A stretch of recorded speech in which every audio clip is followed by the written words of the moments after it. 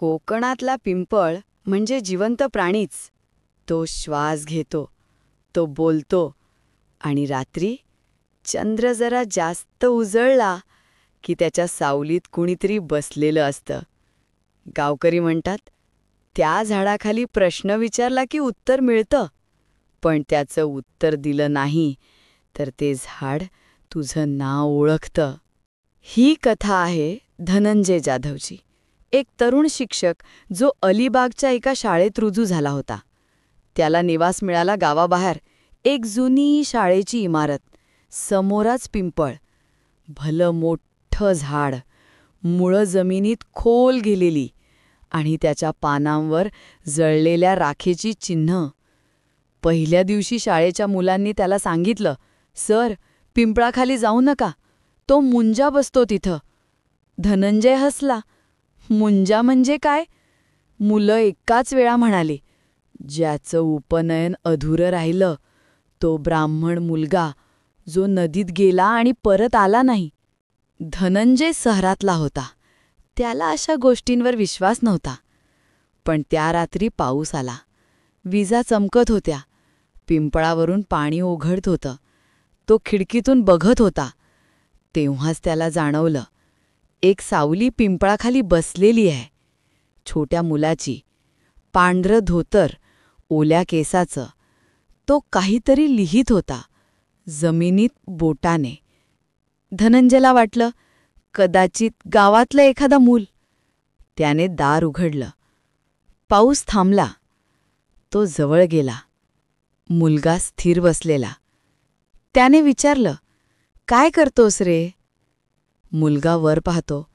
डोळ्यात पाणी नाही, फक्त खोळ काळोख. तो म्हणाला, "प्रश्न लिहितोय." धनंजय थबकला. "कोणता प्रश्न?" मुलगा हळू हसला. "तुझं नाव कोणाचं दिलंय?" धनंजय मागे सरकला. "का विचारतोस?" मुलगा म्हणाला, "कारण माझं नाव कोणी दिलंच नाही. माझं उपनयन झालं नाही. आता तू देणार का मला धागा?" तो उत्तर द्यायच्या आदली चमकली. त्या उजेडात मुलगा गायब. फक्त ओलं पान खाली पडलं. त्यावर अक्षरं दिसत होती. त्याचं नाव धनंजय. दुसऱ्या दिवशी शाळेत तो गप्प बसलेला. मुख्याध्यापक विचारतात, "तुम्हाला काय झालं?" तो म्हणतो, "काल झाडाखाली एक मुलगा." मुख्याध्यापक थांबवतात. "शांत रहा." तो प्रश्न विचारतो. जर उत्तर दिलं नाही तर तो परत येतो. धनंजय गोंधळून, "मी काय केलं?" मुख्याध्यापक म्हणाले, "काल तू दार उघडलंस ना?" तो बोलावतो फक्त ज्यांनी विश्वास दाखवलाय. त्या रात्री त्याने ठरवलं की हे सगळं संपवायचं. त्याने पिंपळाजवळ जाण्याचं धैर्य केलं. पाऊस नव्हता, चंद्राचा प्रकाश मंद. झाडाखाली पुन्हा तोच मुलगा. यावेळी त्याच्या गळ्यात जुनं जाणीव लटकणेलं.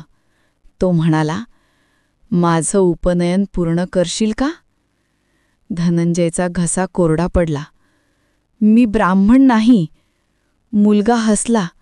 "आता तू आहेस. तू मला नाव दिलंस काल." त्या क्षणी झाडाची पानं थरथरली.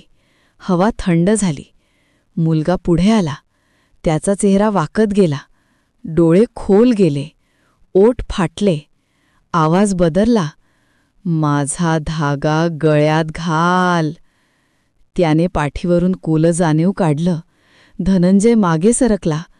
पण पिंपळाच्या मुळांनी त्याचे पाय पकडले. तो किंचाळला. मुलगा जाणीव त्याच्या गळ्यात घालतो. क्षणात वारा जोरात सुटतो. झाडाच्या पानात शेकडो आवाज, "पूर्ण झालं, पूर्ण झालं, पूर्ण झाला." सकाळी गावकऱ्यांनी पाहिलं, पिंपळाच्या मुळांजवळ एक नवी फांदी उगवलेली होती. त्या फांदीवर लहानशी ओवाळणीची वाटी ठेवलेली. त्यात पाणी, तांदूळ आणि एक चांदीचा धागा. धनंजय शाळेत गेला नाही. त्याचं घर उघडं आहे. टेबलावर वही होती.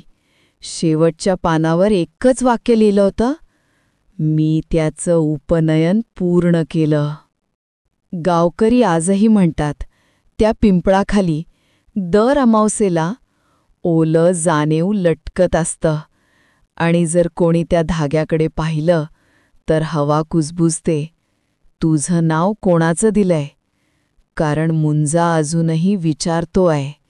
त्याचं प्रश्न पूर्ण झाला, पण उत्तर नाही. आणि कोकणात, जिथे पिंपळ सावली देतो, तिथे अंधार कधी मोफत नसतो.